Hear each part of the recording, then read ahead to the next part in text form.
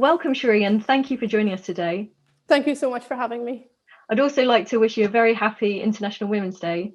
Yes, thank you. I think it's such a great time to just take stock of what's happening and then look at where we want to go. Sheree, you've been listed as one of the most influential women in tech. In your opinion, have you seen much progression in opportunities for women in technology? We've seen an evolution of the approach of diversity and inclusion, certainly in the tech industry, evolve over the last decade. So I've been doing this work for about a decade now since I graduated and do a lot of work with an organization called Women Who Code, which is the world's largest nonprofit globally dedicated to women in tech. The purpose and the evolution we're seeing even from that organization is when I started out with them and helping them with their expansion 7 or 8 years ago now, they had 5,000 global members and now they have 250,000 global members. The change that we're seeing is that we're moving past this community-focused initiative-based DE&I work only. And that's what we need to do. DE&I is not just community outreach or affinity groups, but actually it's about structural process change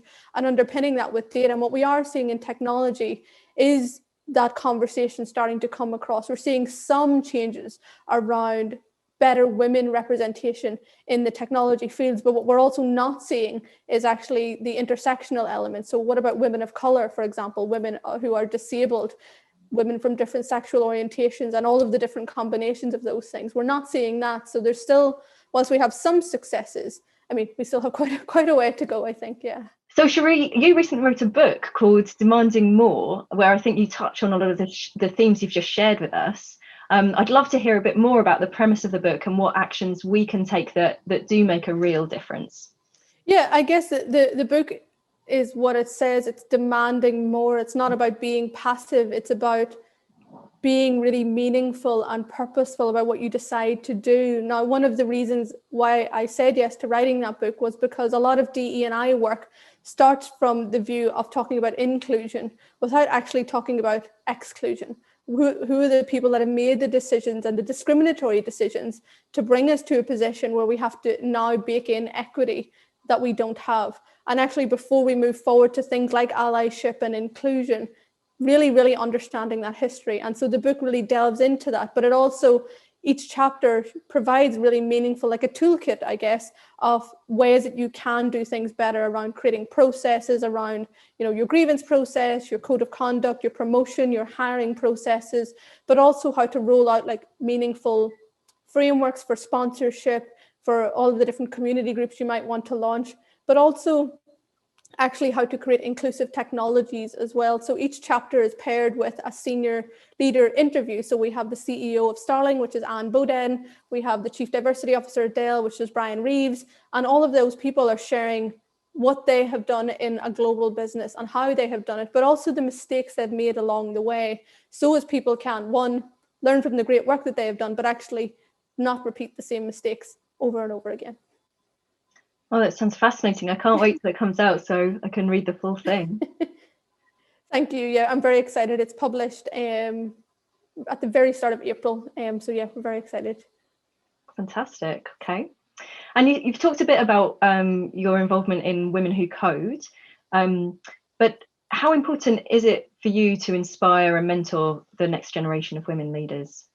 I mean, I think anybody in a privileged position of leadership must actively think about what happens after them, must actively think about, I don't even know if I describe it as a legacy, but let's use that word. I think what's important is that, I cannot be a single point of failure.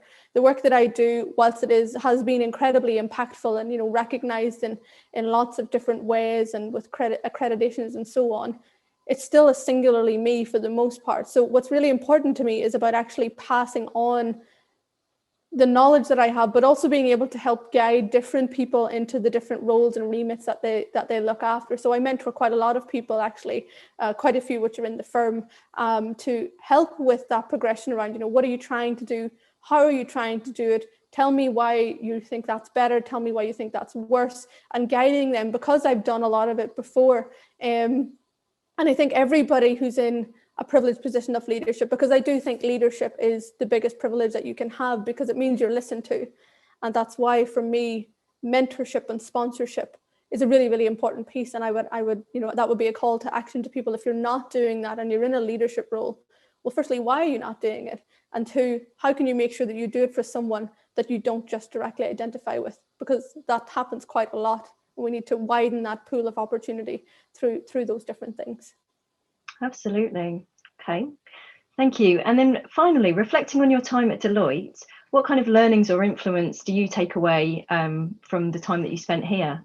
When I started at Deloitte, and I came in when I used to be an engineer, and I became a tech consultant there firstly, but then I started to lead respect and inclusion in the technology remit in consulting, and then leading inclusion across the consulting remit. And I think for me, that work was really pinnacle, I guess, in defining different ways of doing things in an organization that is as big as Deloitte and has done things lots of similar ways, but wanted to try and do it differently. And I think that the roles that I held in the firm didn't exist until sort of they were made for me. And that was a really big privilege on my part, because I was able to do something new and different.